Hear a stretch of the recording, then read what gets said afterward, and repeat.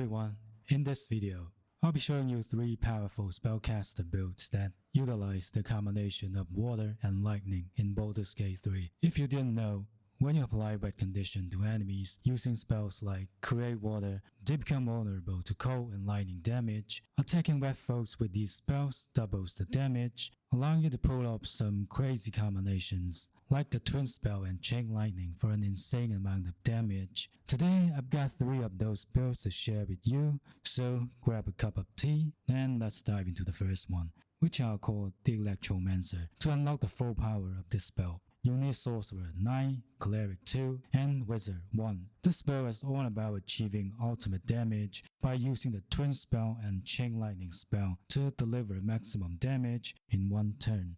And with the right gear, you might even be able to pull off this powerful combo multiple times in a single turn. To begin the spell, you want to start as a Sorcerer and choose the Draconic Bloodline subclass, because at level 6, you unlock the Elemental Affinity damage ability. This allows you to add your Charisma modifier to the damage when casting a spell matching your Draconic ancestry. Since we're focusing on the lightning damage, go with the Lightning Draconic ancestry. For cantrips, go with Ray of Frost and Shocking Grasp. These cantrips do double damage to wet enemies, making them perfect choice for this spell given that we'll be wetting a lot of folks. For spell choices, make sure to take Shield. It uses your reaction to boost your armor class by 5 before an enemy hits you. Additionally, you take no damage from Magic Missile. It makes you tough to hit, especially when wearing heavy armor. Fewer hits also mean that your concentration is less likely to be broken, making Shield an excellent level 1 spell. For the second spell, consider Magic Missile.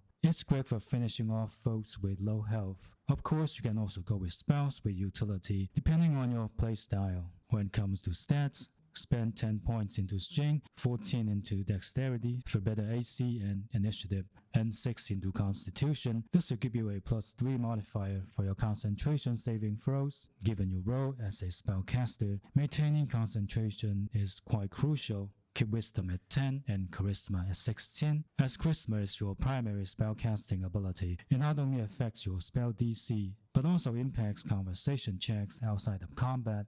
Upon reaching level 2, you can choose any spell you like, since the options are limited at this point. More importantly, you get to choose 2 meta magic passives. I recommend going for a Twin Spell. This allows you to target an additional creature with a spell that originally targeted one. This can significantly enhance already powerful spells like Haste, enabling you to buff 2 characters at once. For the second meta magic, consider Expanded Spell. It pairs exceptionally well with spells like Create Water, extending its duration from 3 to 6 turns.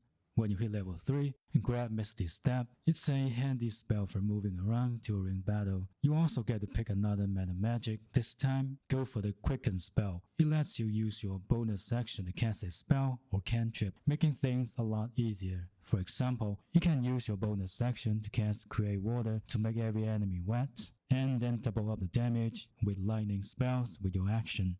At level 4, you can choose your first feats, and you want to take Alert. This ensures you have a high initiative in battle, which comes with many advantages. Being the first to act allows you to take down foes before they can react, especially considering you are the heavy damage dealer.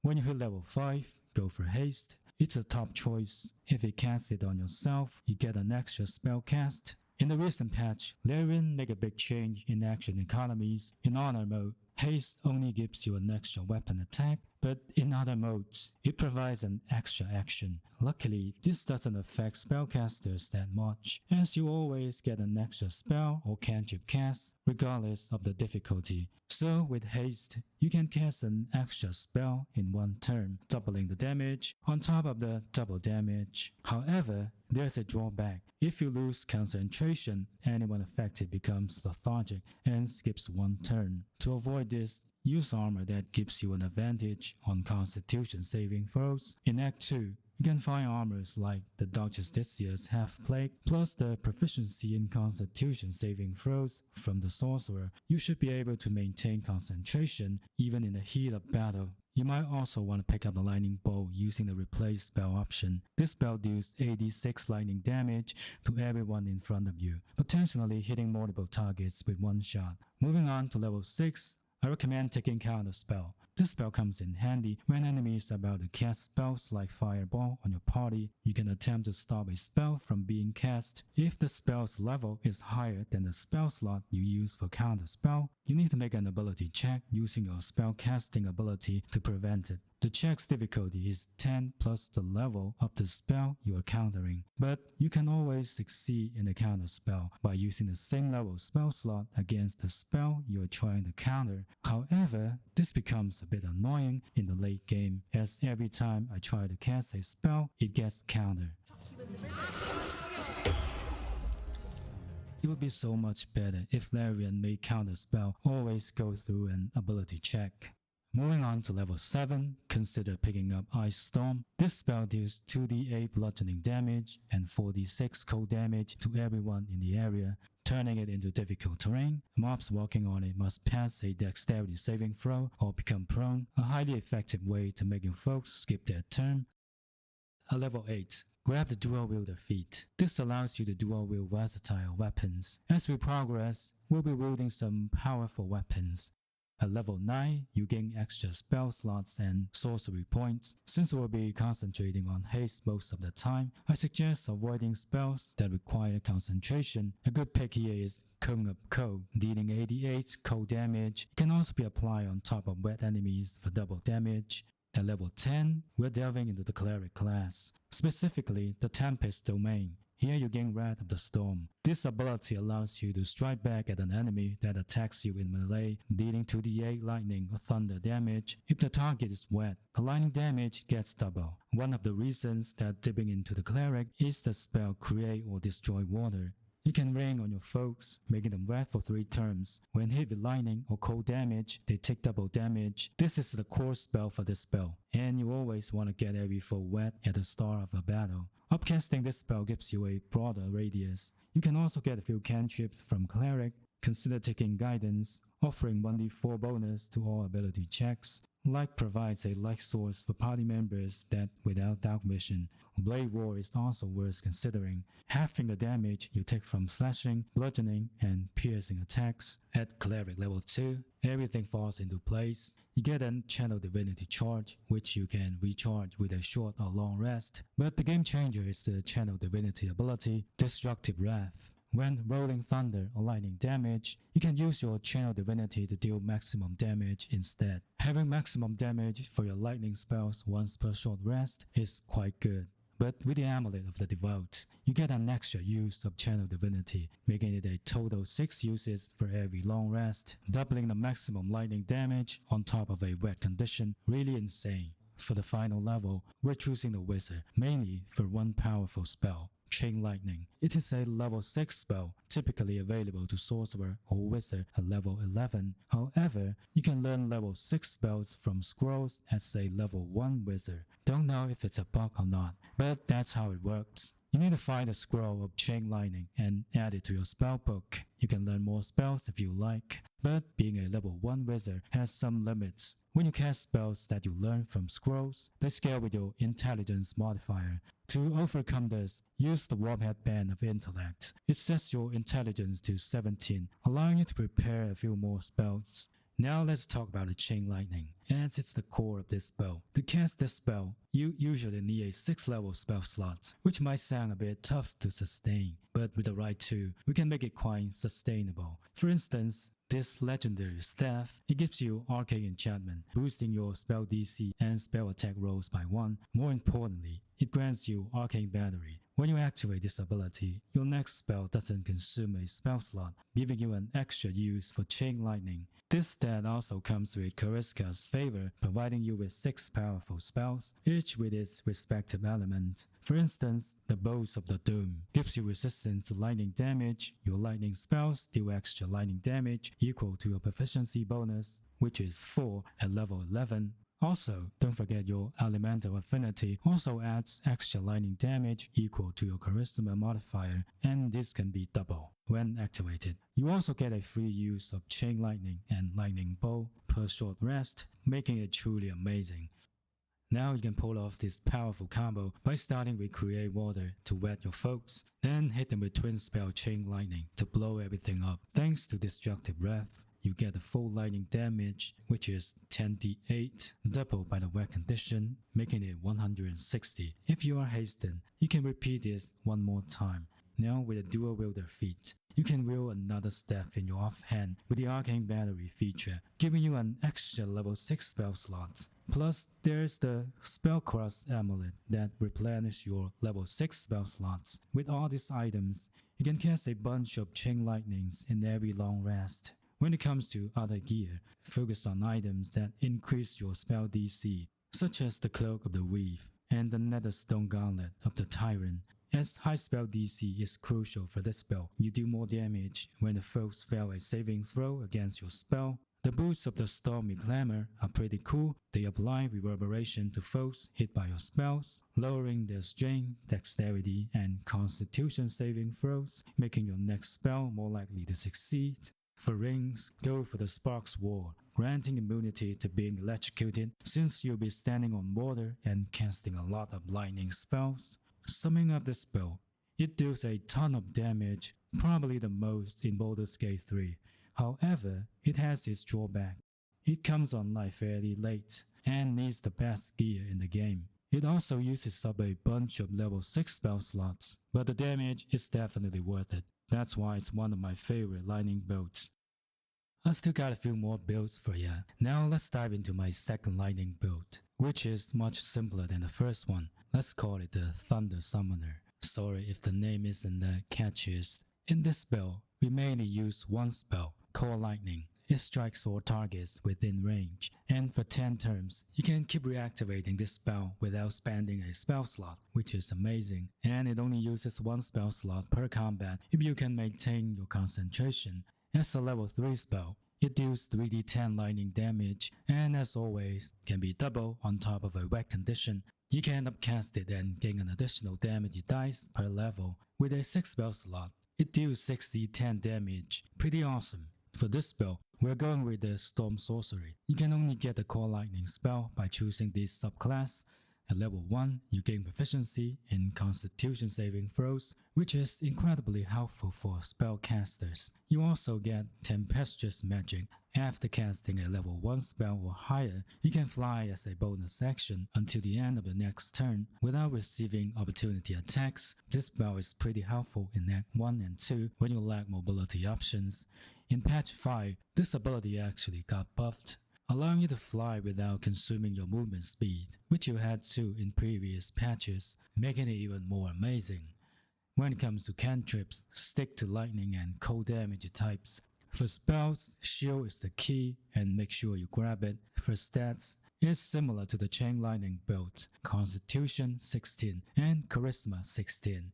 At level 2, you can create spell slots with sorcery points, or the other way around. Twin spell and extended spell are still your go-to choice. At the next level, grab Quicken spell, allowing you to cast Create Water as a bonus action. When you hit level 4, go for the Warcaster feats. It gives you advantage on Constitution saving throws, and more importantly, lets you use your reaction to cast Shocking Grasp on a target that provokes a opportunity attack from you, except double damage. Other spells don't matter that much, just choose whatever you like.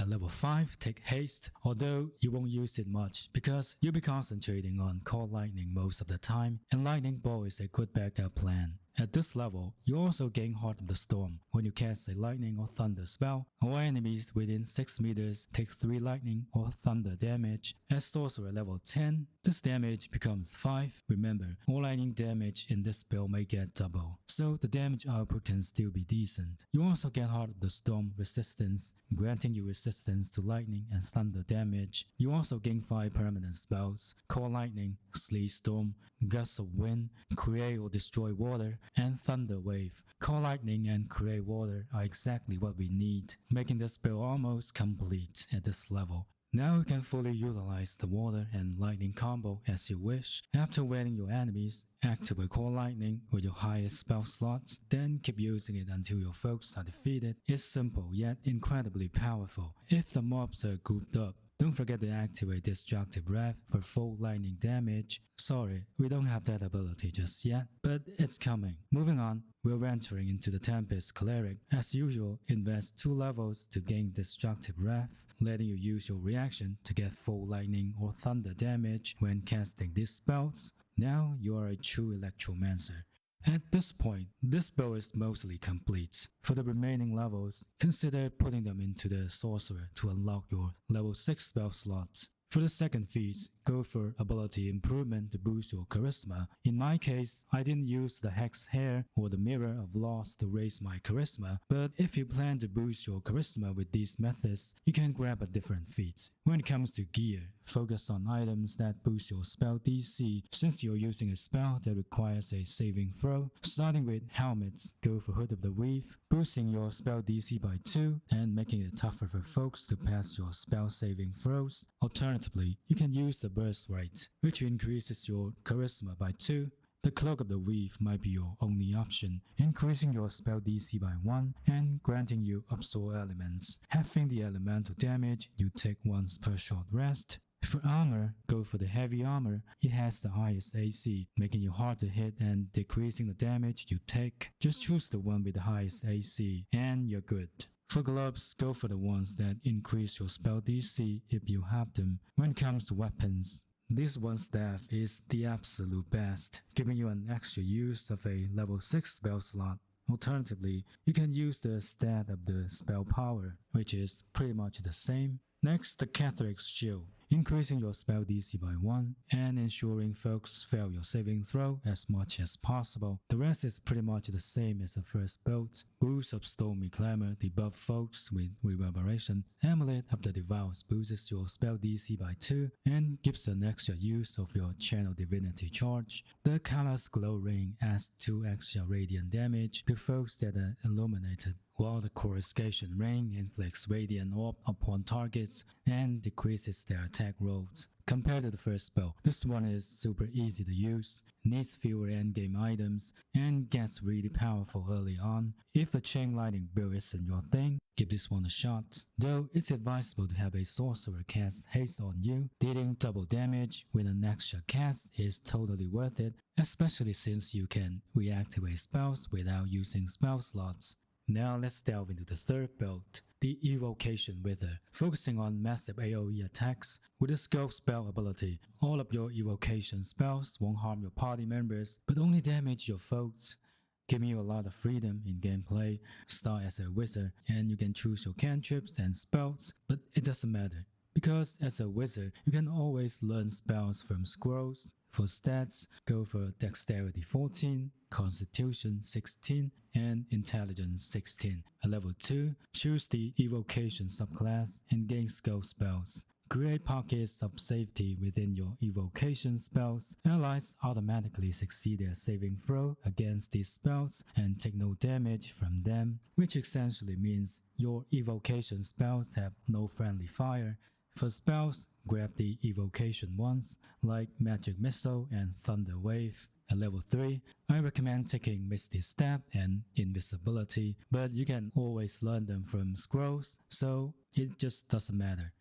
At level 4, take the ASI feat to boost your intelligence to 18, increasing your attack rolls and spell DC by 1. For level 5, pick Lightning Bolts, as it's an evocation spell, hitting foes in front of you without damaging your party members. I also suggest taking Slow. Even though it's not an evocation spell, it complements this spell quite well. It targets up to 6 creatures, slowing them down and reducing their armor class and dexterity saving throws. This reduced dexterity saving throw makes your lightning spells more likely to succeed. From level 6, spend 2 levels into the Tempest Cleric to gain access to Create Water and Destructive Wrath. You also gain proficiency in all armor and weapons, allowing you to wear any armor. Really handy for Act 2, where you'll find quite a few armor that provide advantage on Constitution saving throws. After spending 2 levels in Cleric, we're going back to the Wizard.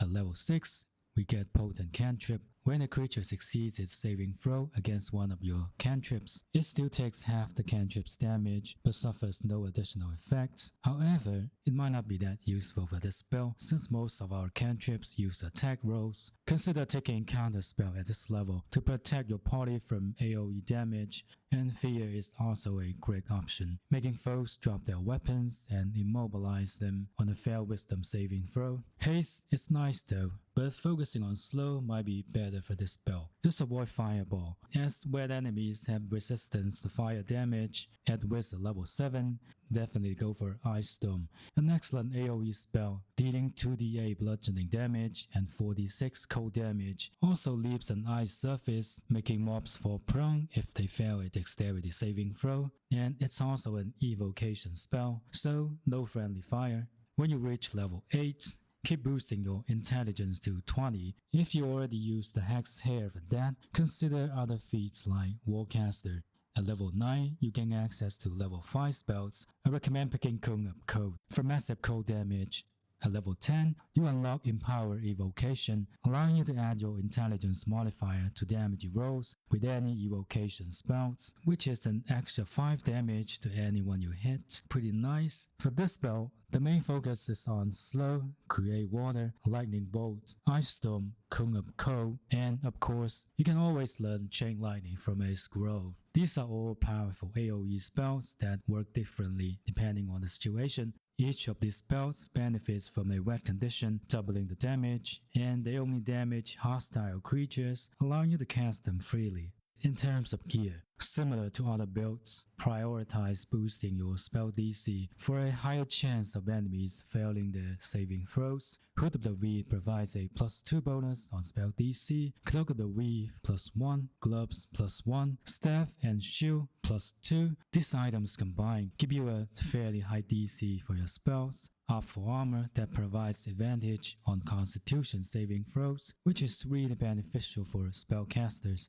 The Amulet of the Devout is crucial for lightning focused spells, granting an extra use of Destructive Wrath. Pretty much a must-have. Rings in general won't significantly affect performance, so use whatever you have. To sum up these 3 lightning bolts, the Chain Lightning Bolt is the damage champ, of course, perfect for obliterating groups, but it demands a lot of endgame gear, high-level spell slots, and kicks in a bit late, yet the damage is definitely worth it. The Core Lightning Bolt is the opposite. Super efficient and long-lasting, it uses minimum resources, requiring just one powerful spell slot that you can keep reactivating. It's a low-maintenance and enjoyable choice. The Evocation Wizard build focuses on area damage without hurting allies, offering flexibility in casting spells anywhere you want. And that's it for today's video. If you enjoyed this content, don't forget to hit the like and consider subscribing for more Baldur's Gate 3 builds and tricks. Thanks for watching. Until next time.